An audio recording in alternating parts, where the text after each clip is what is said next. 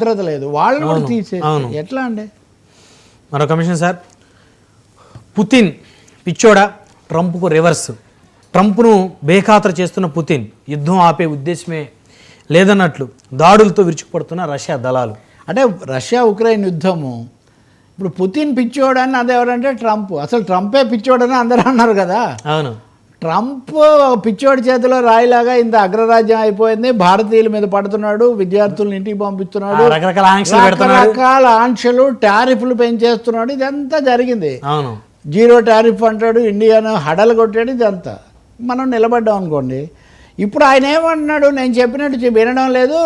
అసలు ఈ Vladimir Putin Russia అధ్యక్షుడు, పుతిన్ ఒక క్రేజీ ఫెలో, పిచ్చోడు, వినడం లేదు, ఇంతమంది ప్రాణాలు తీర్చాడు, అది ఇది అని అంటున్నాడు. అయితే జెలెన్స్కీ అని ఉక్రెయిన్ అధ్యక్షుడు అతన్ని కూడా అంటున్నాడు, కానీ పెద్ద మాట ఏమో ఈయనకు వాడుతున్నాడు.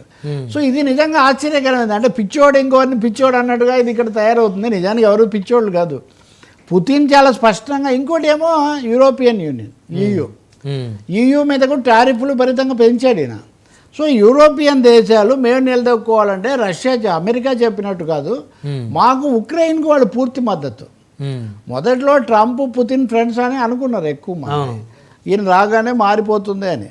కానీ జరిగింది ఏంటంటే రష్యా యొక్క ప్రధానమైన సమస్య ఏంటి, నాటోలో మీరు ఉక్రెయిన్ను చేర్చుకోకూడదు, నాటో నుంచి ఉక్రెయిన్ను పంపిస్తే కానీ నేను యుద్ధం ఆపను అన్నది వాళ్ళ వైఖరి. నాటోలో ఉంటే వీళ్ళందరి మద్దతే. EU దేశాలు ఏమంటాయి, ట్రంప్ తాను అమెరికాను చూసుకుంటాడు కానీ మా యూరోపియన్ దేశాలు దెబ్బతినిపోతాయి కాబట్టి మేము దిగిపోమని వాళ్ళు అంటున్నారు. సో ఈ మధ్యలో నలిగిపోతుంది. ఇప్పుడు వచ్చి ఈయన ఇలా లూజ్గా మాట్లాడేసరికి పుతిన్ ఇంకొంచెం అడ్డం తిరిగినటువంటి పరిస్థితి కనిపిస్తుంది. సో ఇప్పుడు యుద్ధం ఆగే వాతావరణం కనిపించట్లేదు. నేను భారత పాకిస్తాన్ యుద్ధం ఆపాను, రష్యా ఉక్రెయిన్ యుద్ధం ఆపాను, అన్నీ ఆపినందుకు నాకు నోబెల్ బహుమతి ఇవ్వండి అని ట్రంప్ హడావుడి చేస్తున్నాడు. సో ఈ పిచ్చి మాటలు, పిచ్చోడు ఎవడు పిచ్చోడు కాదు, ప్రజలు కాస్త కళ్ళు తెరిస్తే కానీ శాంతి నిజంగా రాదు ఇక్కడ, అది సమస్య.